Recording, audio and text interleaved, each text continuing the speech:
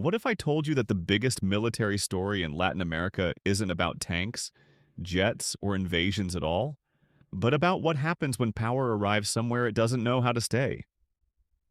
Stick with me, because the real issue isn't whether force can be used, it's whether control can survive the morning after. Welcome to Geopolitics with Eric. When people talk about military power in the Western Hemisphere, they usually start and end with the United States, and for good reason. The United States is not just stronger than any single Latin American military, it is stronger than all of them, combined in ways that go far beyond raw firepower. The real advantage isn't bombs or soldiers, it's movement. For more than a century, the United States has poured resources into logistics, transport, coordination, and command systems that allow it to move people and equipment across oceans as if distance were a mild inconvenience rather than a serious obstacle.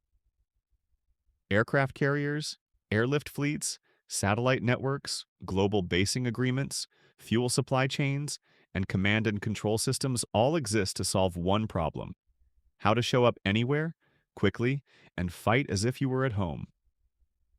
Latin America, by contrast, has almost none of this.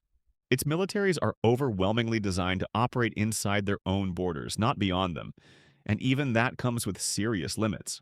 If you imagine a purely hypothetical scenario where the United States decided to use force against a Latin American government, the initial phase would not be complicated. Geography favors speed. The Caribbean is small, the Pacific approaches are well mapped, and the United States already operates throughout the region diplomatically, economically, and militarily. The collapse of any conventional military resistance would likely be fast and decisive. Command centers would be neutralized, air defenses suppressed, and organized resistance broken before most citizens fully understood what was happening. This isn't a controversial assessment. It's a reflection of how asymmetric the balance of power actually is. But focusing on that moment misses the real problem entirely because wars are not won by the first strike. They are judged by what happens afterward. Latin American states face a fundamental constraint that outsiders often underestimate, and that constraint is geography. This is not a region built around wide plains, gentle rivers, and easy internal movement. Instead, it is defined by mountains, jungles, disease zones, and fragmented settlement patterns.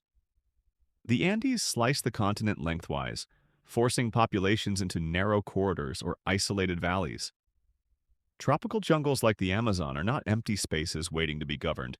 They are logistical nightmares that consume resources faster than they can be supplied. Coastal lowlands may be fertile, but they are often humid, disease-prone, and historically dangerous places to concentrate large populations. As a result, people moved uphill, away from disease belts, creating major cities at extreme elevations with limited connectivity to one another. This fractured geography makes centralized control extraordinarily difficult. Because of this, Latin American countries do not fight wars the way industrialized continental powers do. There is no equivalent of the Eastern European plains or the North American Midwest, where armies can maneuver freely and economies can support sustained, mass mobilization. Instead, power breaks down into regions, identities, and local loyalties. Roads are few, rivers are often unnavigable for large-scale transport, and moving supplies internally can be as hard as moving them internationally. This is why large-scale interstate wars in Latin America are rare and brief. It's not because the region is uniquely peaceful, but because sustained conventional warfare is structurally impractical. Where this geography really matters is in the kind of conflict that actually happens. Instead of large standing armies clashing across borders, Latin America has been shaped by internal struggles, insurgencies, militias, and criminal paramilitary hybrids. Governments cannot easily project authority into every corner of their territory, so power vacuums form. Those vacuums are filled by groups that don't need tanks or air forces, just local knowledge, small arms, and alternative sources of funding. In some places, that funding comes from ideology, but more often it comes from commodities that are easy to move and hard to regulate, like drugs, illegal mining, or smuggling routes. Colombia is a textbook example. For decades, the state struggled to assert control over mountainous and jungle regions where transportation was slow, communications were unreliable, and government presence was minimal. Armed groups exploited these conditions, financing themselves through narcotics and building parallel power structures that outlasted multiple administrations. Even when the central government had international support and a relatively professional military, it still took generations to reach something resembling stability, and even that remains fragile. The terrain didn't change, and neither did the underlying constraints. The state simply learned how to manage them better. Brazil faces a different version of the same problem. On paper, it has one of the largest economies and populations in the world. In reality, vast portions of its territory are functionally beyond the reach of effective centralized control. The Amazon is not just big, it is resistant to governance. Roads decay, supply lines break, and enforcement costs explode. Power there is local, negotiated, and often informal. That doesn't make Brazil weak in a traditional sense, but it does mean that projecting power internally is already difficult, let alone externally. This brings us back to the question of intervention. Even if an outside power can remove a government quickly, it cannot remove geography. Once the existing political structure collapses, the fragmentation underneath becomes visible. Elites flee, institutions stop functioning, and local actors begin competing for influence.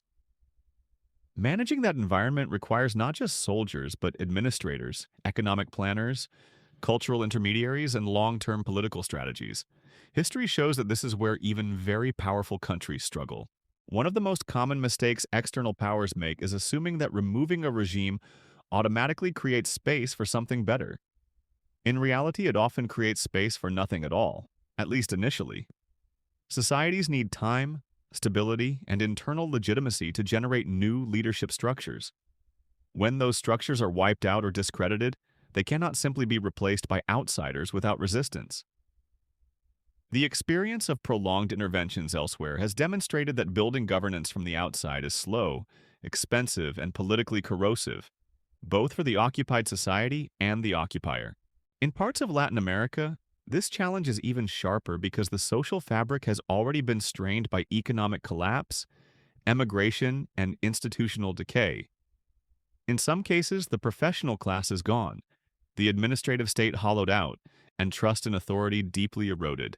Intervening into that environment doesn't mean stepping into a functioning system. It means stepping into a vacuum surrounded by armed actors who are already adapted to operating without a state. Different countries would respond differently. Some have stronger elite networks, deeper economic roots, or more coherent national identities that could support a post-crisis transition. Others are far more brittle. The point is not that intervention is impossible, but that it is never simple and it is never quick. Anyone who thinks otherwise is focusing on the wrong phase of the conflict. There is also a broader strategic shift happening. For much of the 20th century, external involvement in Latin America was framed through ideological competition. Governments were supported or opposed based on where they fell in a global struggle between systems. Today, the motivation looks different. Economic interests, contracts, supply chains, and corporate access matter more than ideology. This creates a model of influence that is less about building allies and more about enforcing outcomes. Historically, this approach has appeared before, and it was not subtle or gentle. That kind of strategy requires institutions capable of managing instability abroad and tolerating legal ambiguity at home. It also requires corporations willing to operate in environments where rule of law guarantees are weak or selectively enforced. The problem is that for decades, businesses and governments alike have been trained to expect the opposite. Global systems were built on predictability, contracts, and enforcement mechanisms that reduced risk. Moving back toward a more coercive, interventionist economic model would demand a mental and institutional shift that few actors are prepared for. This is why the future of power in Latin America will not be decided by military balance alone. The real contest is between structural constraints and strategic ambition. Geography limits what states can control. History limits what societies will accept. And capacity limits what external powers can realistically manage over time. Ignoring any one of these leads to plans that look decisive on paper and unravel in practice. So when you hear talk about influence, intervention, or dominance in the region, remember that the hard part isn't arriving with force. The hard part is staying, stabilizing, and leaving behind something that can stand on its own. That challenge has defeated far stronger actors than most people realize. And in a region shaped by mountains, jungles, and fragmented power, it remains as unresolved today as it has ever been.